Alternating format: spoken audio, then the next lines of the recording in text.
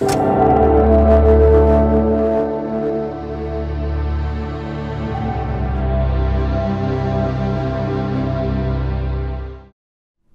girls and boys, and welcome to this episode of LEGO Rewind, where we take another look at old retired LEGO themes. Speaking of things that were retired, how about Young Justice coming back, huh? I remember watching that. I didn't like it as much as the more whimsical yet hard-hitting DCAU and then Teen Titans, but it was an alright mix of the two. Anyone remember why it was cancelled? Well, according to some back in 2013, it's because too many girls liked Young Justice. Yeah, sounds messed up, doesn't it? Well, with how many girls are in the show and how inclusive it appeared, a substantial percentage of the fans are girls and women. But toy companies, which Cartoon Network seems to think it is, they like stability. They don't like anything unexpected rocking the boat. They prefer for everyone to stay in their own neatly coded cubbies and adapt their spending habits to fit the needs of the manufacturer, when it should be the other way around. It's a means of control, of self-fulfilling marketing. If they can tell you what to like, what toys you should want, well, that makes things easier for them to keep organized, hence the pink aisle. If a company makes both girly toys and boys toys, and the girls are buying boys toys and not their toys, then that company is competing with itself. It's like hopping on one foot. It's losing money from the pink aisle. And that's why Young Justice was cancelled. But you can't pin that on girls. Rather than simply be a little flexible with their antiquated business model, Cartoon Network cut Young Justice out like a tumor. They didn't want to adapt to the consumers' increased demand for Batgirl and Wonder Girl and Artemis and Miss Martian toys. If they had their way, girls and boys would remain neatly segregated till the end of time. No overlapping whatsoever. This isn't the free market deciding what sells. It's toy makers wagging their finger and telling you to stay in your lane. And it sickens me that they so aggressively pigeonhole the market to their liking, make us the product. But every toy company is guilty of this to a degree, and although some are starting to adapt kicking and screaming, LEGO's road to this more accepting era is a long and embarrassing one. Let us go back 40 years to 1979 Scala, a line made entirely of bracelets and pendants. While these are technically LEGO, you do get bricks and tiles of a sort. It's the most bare bones basic excuse for a build. And I'm not knocking any girls at the time who had these, or even loved them. There's someone watching this video in their 40s or even 50s who's nostalgic about these. But it's sad that this was all they had for a time that was just for them. While boys went to the moon, to medieval times, and Technic was still a fresh new thing. And keep in mind, there weren't even an insane amount of sets to buy back then. LEGO only had like 5 themes that year, and they thought this was worth pushing. LEGO took a step in the right direction with 1992's Paradisa, which despite some dreadful marketing, as is typical of these themes, is an extension of town with comparable if very basic builds and a slightly different palette. And I'm not ashamed to say I'm into it. I know I'm not the intended demographic, but part of me wants this. All those soft pastels and the people in swimwear cause there's always water nearby. It feels like Miami or someplace in Cali. It's a very relaxing atmosphere. Like it's such a bright day you need sunglasses or you'll go blind. And those base plates are more beautiful than they have any right to be. Some of these colors aren't used anymore and that's always a shame. They would add an extra spark to today's products used in moderation. And I've never seen one of those dolphins before, huh. Paradisa's nothing great, but at least it managed to have its own identity while still being normal LEGO, even with all the pink. I mean, if it jives this much with me, a grown man, I don't know what that says about me.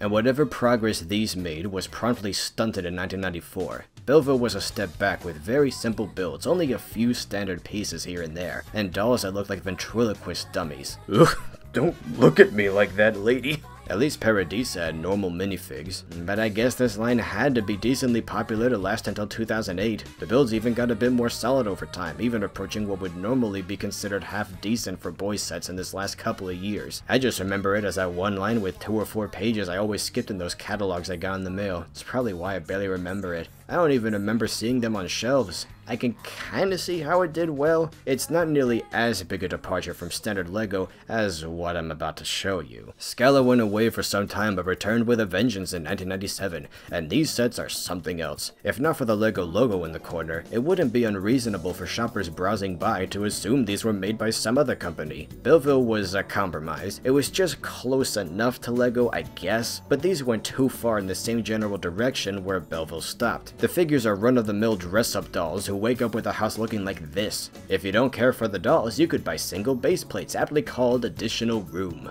Riveting. And let's not forget my dad! That's the name of the set. Don't like the clothes he's in already? No problem, you can buy casual wear for men or fashion wear for ladies. By 1999, they finally started showing these builds in a presentable state so that, you know, you actually have some idea of what you're buying. And the names got worse, like Hot Wear for Woman, singular. Some of them have a very 70s look, which I kinda like. Odd choice though. The theme ended in 2001 with a half-decent, well, actually very decent horse. What's that, 4-5 years ahead? Not nearly as long as Belleville persisted, but I'm surprised the theme survived as long as it did. It's more than most non-licensed LEGO themes get these days. Alright, so Scala was another step the wrong way. How would LEGO correct its course? You're a very stylish girl. The troubling thing with some of these lines, Scala and Clickets especially, is this pervading stereotype that girls don't or can't have fun with good old-fashioned Lego bricks. Maybe because they don't have the attention span for it, or they don't like that tactile feel or using their hands as much, or maybe they don't have the time for it because they're expected to be more responsible with their time than boys are. But most of all, this idea that the core of Lego, the thing that's made it such a success around the world for so many years, doesn't click with them, that you need to change it, to deviate from what LEGO is, until you have something that doesn't remotely resemble anything else LEGO would make, just to appeal to them. Girls who want dolls are going to get them from other brands, but they'll go to LEGO for the same reason anyone does. They either want LEGO or they don't. And look, don't think I'm saying girls shouldn't have things like Clickets, that they shouldn't like things that are frilly or pink or whatever. They can like what they like, but it's a matter of choice, of having options. LEGO's covered pretty much everything over the years, every motif, every aesthetic, every genre, every world, and for a long time we've told girls that most of that isn't for them. And this is their only option, that it's weird if they show interest in any toys outside their aisle, their lane. But girls like dinosaurs, they like superheroes, and space, and traveling around the world, or through time. And yes, building things. Some things are just universal and can appeal to everybody to some extent, but LEGO's products are largely gendered, and they only have themselves to blame. The divide wasn't always so deep. LEGO used to be for everyone. That was the beauty of it. But over the last few decades, they drove this wedge between those genders, and they drove it deeper at every turn until you got things like this, like they just didn't know what to do about the girls. But a lot of that was around LEGO's Dark Age, where they almost died. Much like Galador was an attempt to spread LEGO's name into the action figure section of a store, Scala and Belleville were reaching into the pink aisle. It was a low point where they lost focus and tried basically everything besides the building blocks they're good at, and most of it didn't work. And things have gone marginally better since then, but 2012's Friends isn't ideal. It's good, but it's still fundamentally different from normal LEGO in some key ways, like the mini dolls, still not back to proper minifigs, and the marketing, which tells boys, you can build the castle, but shows Friends already pre-built, like girls can just skip that part. But the builds themselves are perfectly standard, just as involved and complex as quote-unquote boy builds. And while there is some pink and purple, there are a ton of other less girlish colors. What's overly girly about this?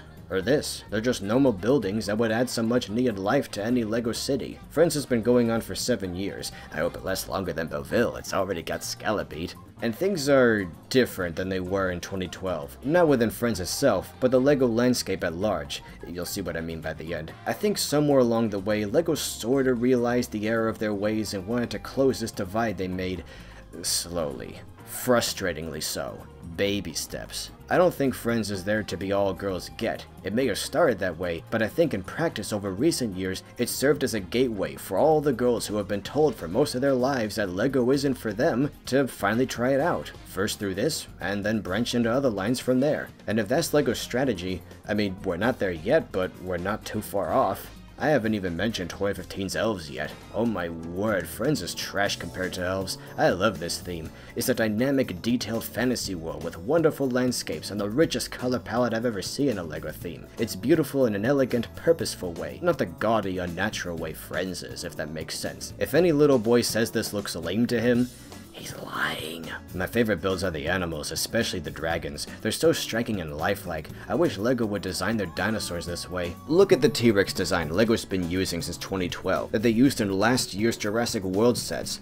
The body's a giant piece. The tail's a giant piece. Each leg is a giant piece. I'm not saying it isn't real LEGO. I've been on the receiving end of that with many things I love. But if not for those studs on the back, I would think this was a Playmobil toy at first glance. But the dragons?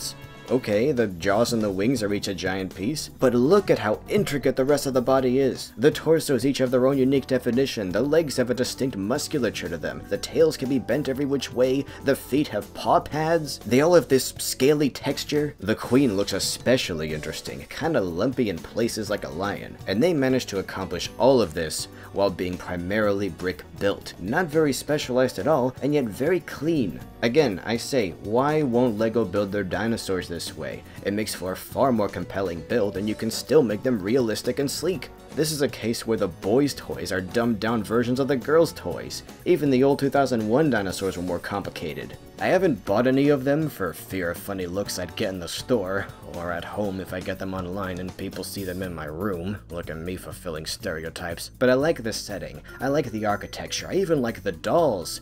I just think they're great character designs. They kinda remind me of Toa with that elemental feel. They even have their own galley. I'd say having the one token boy on the team makes it a little easier for boys to get into elves, but that still carries the implication that they shouldn't also like the girl characters. Pretty as it is, it doesn't feel so much like just a girls theme as it is a general fantasy adventure theme, mostly about girls. But look, for all my gushing, don't think I'm telling anyone to settle for this, that this is the best we can expect things to get. There is still that barrier, as thin as it may be getting, as tantalizingly close as it is to some form of equality. There's still this pesky underlying feeling that it's different from normal LEGO, that it's weird for certain demographics to play with this. But I don't think that feeling will be there for much longer, as we pass through the gateway. I'm glad I saved this episode for Season 2, or these images wouldn't have come to light yet. The LEGO Movie 2 is a pizza with everything on it. Such a wide range of different LEGO aesthetics, yet the few sets dedicated to each are internally consistent within their own niches. This is the most simultaneously diverse and cohesive collection of themes within a theme we've ever seen in such a short time. You have standard hypermasculine stuff that does look pretty awesome, but you also have the super slick retro future look of the Sistar system, and here we have something unprecedented.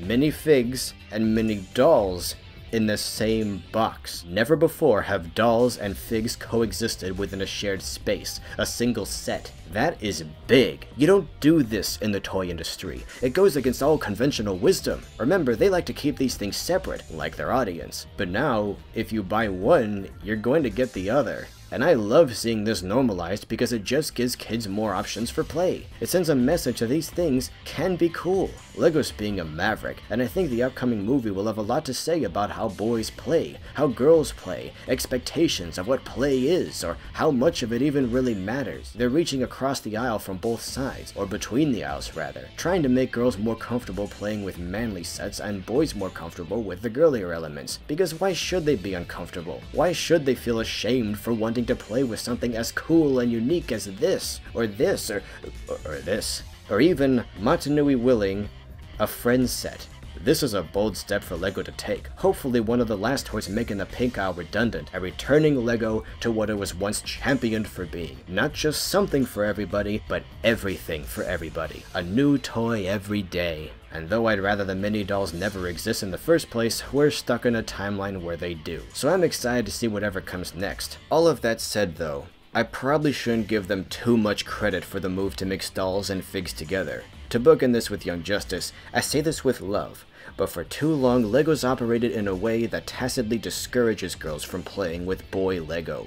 One might think this would cost them customers, but that's the thing. According to the toy industry's conventional wisdom, there should be a net gain of boy customers. The idea being that if boys realize girls also like LEGO sometimes, then they'll be alienated and reluctant to play with those same toys girls play with because they don't want to be called a girly boy, or as some of you on the internet might choose to phrase it, a soy boy. So according to them, you'd have droves of boys abandoning LEGO forever the second they see a girl playing with a fire truck. That's the theory anyway. So yes, on a surface level, LEGO's recent direction is a big risk, because according to their own logic, to the toy industry's logic, they may trade like half of their boys for a few girls and lose so much money. But if you look deeper than that, LEGO isn't oblivious. They're not stupid. I think they've realized that today's kids are a little more accepting than that. Brought up by our own already pretty accepting generation, numerous boys and girls growing up these days are more comfortable with themselves. They know what they like, and it could be LEGO's giving them that now because it's actually become more profitable to do that, and they're simply being pragmatic about it.